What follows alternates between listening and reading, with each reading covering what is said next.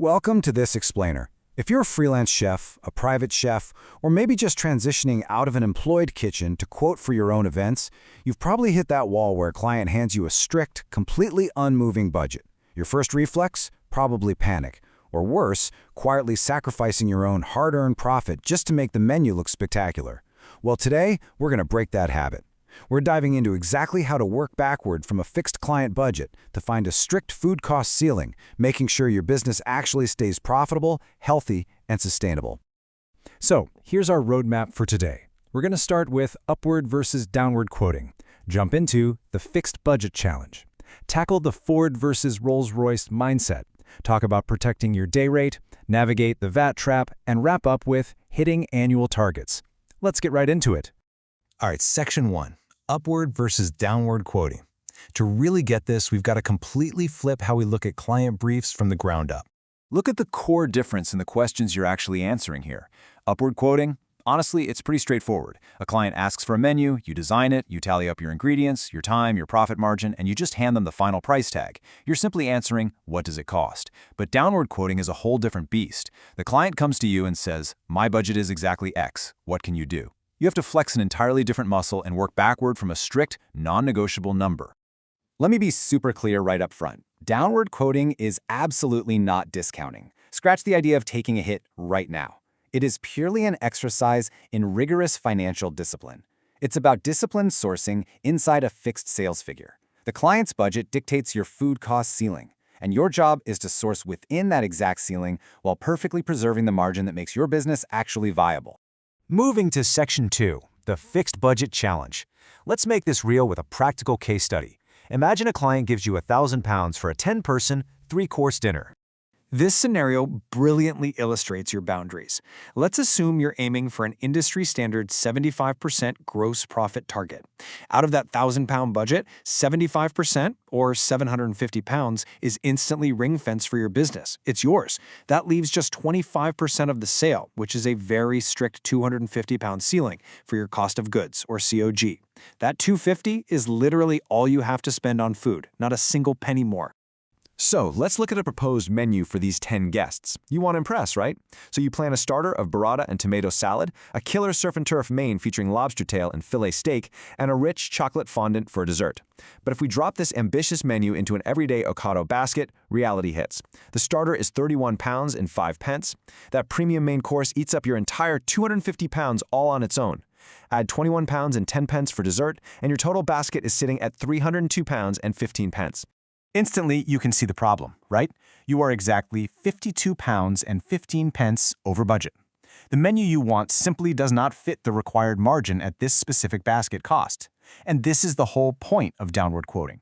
Your primary job as a chef right this second is to aggressively and intelligently source that exact menu backwards into the £250 boundary.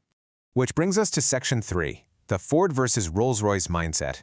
It's time for a bit of a harsh reality check about managing client expectations, and honestly, managing chef ego.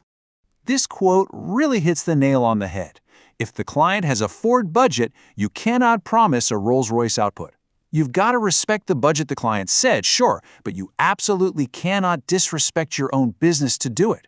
You can't sacrifice your bottom line out of vanity just to serve premium stuff like lobster and fillet steak at a loss. If the budget doesn't support the luxury ingredients, the menu has to evolve, or your sourcing needs to get razor sharp. And that leads us to the core skill here. The goal isn't to just go out and buy the cheapest, lowest quality junk you can find out of desperation. The challenge is to shop smart. You're hunting for the exact product that perfectly fits your margin. That means using smart comparison tools, like the trolley app, for example, to rapidly compare supermarket pricing, look at alternative pack sizes, check different brands, or even totally different suppliers. You want the combination that lets you execute the brief beautifully, but strictly inside that £250 allowance. Shop smart, not emotionally. Okay, on to section 4, protecting your day rate. Why are we fighting so incredibly hard over 50 quid? Let's map out exactly why defending that 75% gross profit is absolutely crucial for your actual day rate. Let's look at the real-world flow of that money. You make a £1,000 sale, you subtract your rigidly defended £250 food cost, that leaves $750. But hold on, we aren't done. You have to subtract your direct non-food costs. Let's say that's £75 for local travel, fuel, parking, and consumables. That leaves you with an operating profit before tax of £675. That $675 has to support literally everything else: your physical labor, hours of prep time, your service on the night, and the wider infrastructure of your whole business. If your target day rate can't live comfortably inside that £675, then a £1,000 budget is fundamentally the wrong fit for the brief. So what happens if you just cave in? You accept the 32-pound basket, absorb the extra cost because you really want to impress the client, and you avoid a difficult conversation. Bam! Your gross profit instantly drops to £697.85. Your gross profit percentage slips below 70%. Now, it might just seem like 50 quid on one job, but think about it. These small leaks repeated across multiple jobs over a month or a whole year, that drains your business. It becomes serious, business-threatening money. Downward quoting is about fiercely protecting your model, not quietly bleeding margin. Section 5. Beware the VAT trap. Speaking of bleeding margin, we really need to talk about the silent killer of fixed budgets, tax and VAT. Because as we all know, gross profit is definitely not your take-home pay. Sure, you're going to pay income tax and national insurance, but that is the real squeeze here. Remember, that is based on your turnover, not your profit. So if your business grows, you become VAT registered, but you keep accepting that exact same fixed £1,000 all-in budget from the client. Look at the math. The ex-VAT sale you actually get to keep shrinks to just £833.33. You still have to spend £250 on food to feed those 10 people. Suddenly, your gross profit absolutely plummets to £583.33. Your margin is crushed down to 70% before you've even paid for fuel or your own labor. If you don't adjust your coding mechanics for VAT, a fixed budget will completely suffocate your day rate.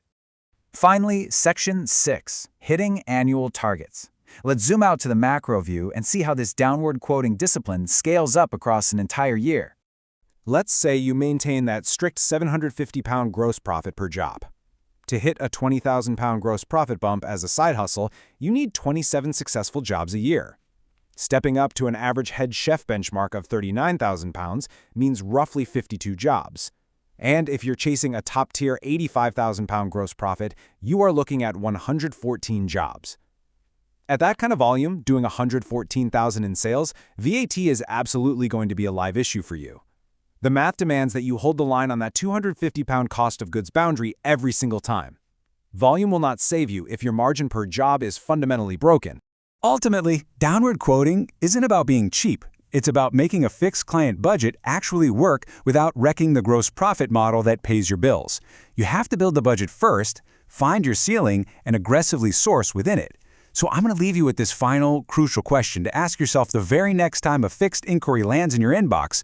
Are you respecting your business as much as you respect your client's budget? Master downward quoting, and the answer will always be yes.